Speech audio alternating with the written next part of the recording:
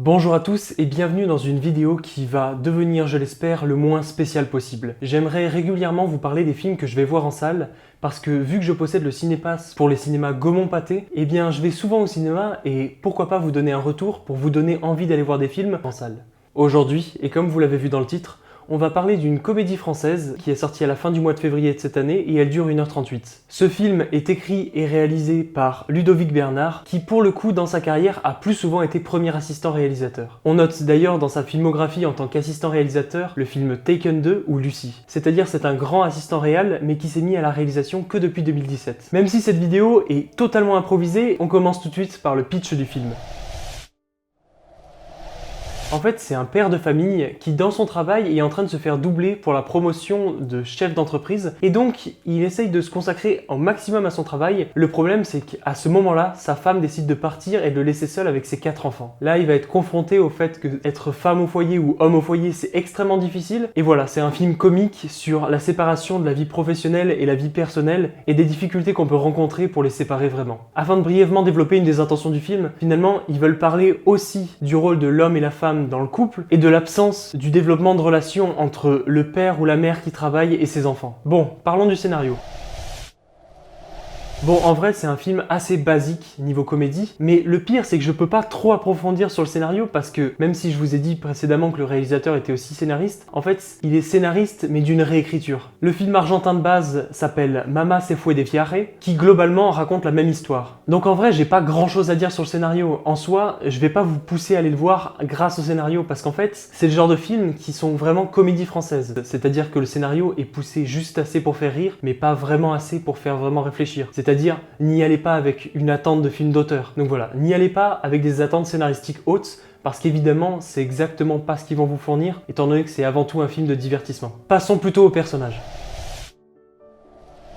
Parce que là, oui, on va pouvoir parler des acteurs, de Franck Dubosc, et aussi des personnages de la famille, qui sont vraiment très caractérisés dans le film. Vous allez vite comprendre. Bon, d'abord, et bien évidemment, on va commencer par le rôle principal, c'est-à-dire le rôle de Franck Dubosc. Bon, alors là, pour le coup, j'aime beaucoup Franck Dubosc. En fait, j'aime bien ce qu'il dégage, et en fait, on retrouve son personnage dans un petit peu tout ce qu'il fait. En fait, il commence souvent ses films par être un mec un peu mégalo, sûr de lui, qui est dominant, qui est vraiment imbu de lui-même, et en fait, finalement, il se remet en question, et il arrive à comprendre en fait ce qui va pas, à résoudre les problèmes qu'il a en lui-même avant tout, pour pouvoir finalement se développer et grandir intérieurement. Dans le film qui est sorti l'année dernière, qui s'appelle Toute ressemblance, il joue exactement le même rôle, sauf que là c'est un présentateur télé. Bon, pour le coup, pour ce qui est de la performance de Franck Dubosc, vraiment il n'y a rien à dire parce que c'est un rôle qu'il maîtrise, c'est un rôle dans lequel il se sent lui-même finalement parce qu'il a l'air de s'y plaire et de s'y complaire même. La peur évidemment c'est que s'il sort un film l'année prochaine et qu'il joue le même rôle, on ait tendance à se diriger vers une complaisance et qu'on finisse par se lasser totalement du personnage. Le rôle de la mère, pour le coup, il n'est pas vraiment principal,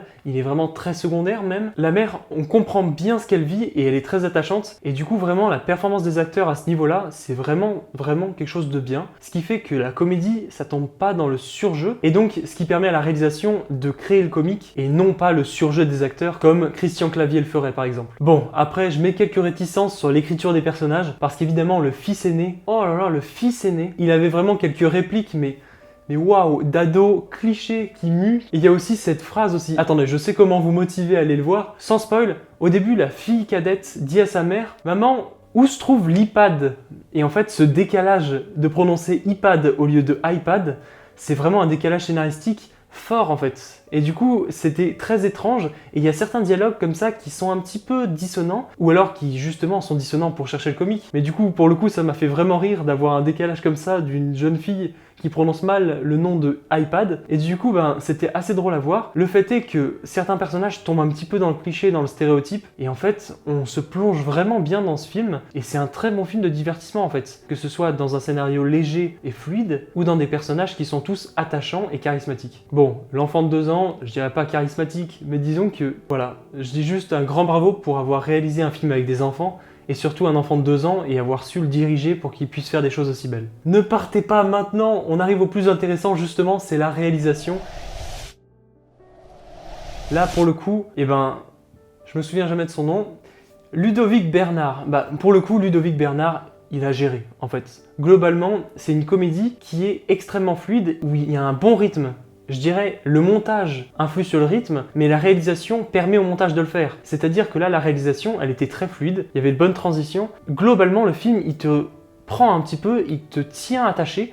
Et du coup, c'est vraiment cool de faire un film qui tient la route. C'est une comédie bien ficelée et la réalisation, vraiment, de temps en temps, elle inclut des trucs qui nous surprennent et vraiment, ça pour le coup, c'est très original et ça permet de concevoir un film très drôle juste de par sa réalisation. En fait, certains films comiques en France misent tout sur le dialogue, sur la littérature et il y a très peu de comédies en fait qui misent vraiment ça sur le montage ou même sur les plans. En soi, il y a un plan en vue subjective très drôle et si vous allez voir le film ou que vous avez vu le film, dites-moi vraiment en commentaire si cette scène vous a plu. Mais en fait, la scène avec la première femme de ménage où on passe en vue subjective, je vais pas vous spoiler mais elle m'a fait énormément rire. Ce plan est particulièrement réussi en vue subjective et vraiment c'est très drôle et juste du fait d'une idée de réalisation génialissime. Sinon, un autre atout aussi qui est pas tellement mis en avant dans la bande-annonce, qui montre pas grand-chose, la bande-annonce d'ailleurs, eh bien ce film brise souvent le quatrième mur. À la fin, il est pas parfaitement géré parce qu'il y a un petit moment de flottement et de malaise avec cette notion de quatrième mur, mais au tout début du film, Franck Dubosc s'adresse à nous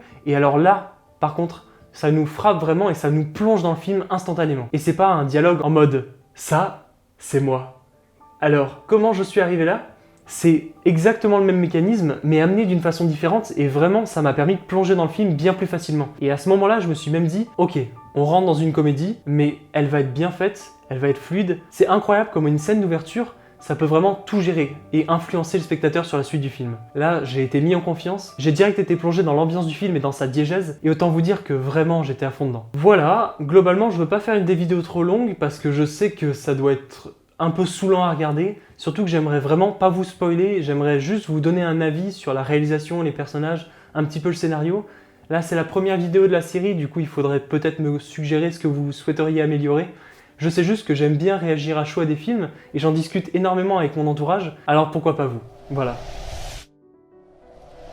Bon, pour conclure cette vidéo, je vais tâcher de donner une note à ce film, parce que je vais essayer de les noter sur 20 pour vous conseiller de plus ou moins les voir. Autant vous dire que quand ça monte au-dessus de 16, il faut absolument aller les voir. Le fait est que ce film, je lui mettrai 14 sur 20, voilà. Parce que, effectivement, c'est une comédie, une bonne comédie, mais le fait est que ça reste une comédie en soi. Je sais que c'est un film qui sera pas follement marquant, mais il est bien maîtrisé, et pour un film de divertissement, vraiment, eh ben, je vous conseille d'aller le voir. Et pour un film familial, c'est-à-dire à voir de façon intergénérationnelle, c'est un film qui peut toucher tout le monde et qui aborde un thème de société tel que le féminisme finalement et l'égalité homme-femme et la parité dans les tâches ménagères, etc. qui sont des sujets hyper intéressants et qui sans doute poussent à une vraie réflexion. Le fait est que ça reste quand même un film de divertissement qui est pas fait pour faire réfléchir les gens, mais il soulève des sujets intéressants et vu qu'il est drôle, vu qu'il rassemble des générations en son sein, alors je pense qu'il reste agréable à regarder en famille, notamment parce que vos parents seront à côté de vous, en train de se reconnaître dans le film et de comprendre qu'il fallait peut-être avorter.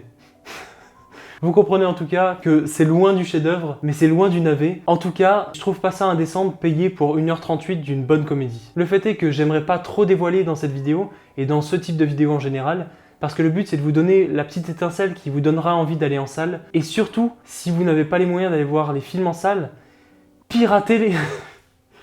Wow, je suis en roue libre, attendez. Le fait est que ce film est bon et qu'il ne faudrait pas négliger quand même le cinéma français qui tente quand même des nouveautés, des innovations et qui franchement, pour le coup, s'est pas ramassé et a quand même permis de créer ce bon film. Alors voilà, j'espère que cette vidéo vous a plu, que ça vous a peut-être donné un petit peu envie d'aller voir ce film. Moi, de mon côté, je vais essayer de faire plus de vidéos. J'ai été très peu actif récemment et je suis vraiment désolé de ça. Le fait est que voilà, j'ai énormément de travail en ce moment et j'arrive pas à trouver un rythme pour faire des vidéos. Du coup voilà, vous parlez des films que je viens de voir en salle à chaud comme ça, sans écriture. Je sais pas, ça me motive à faire des vidéos, ça me motive à vous parler, à me relancer un petit peu sur le montage de gros projets aussi à côté. Et je pense vraiment que ça peut être bénéfique pour tout le monde.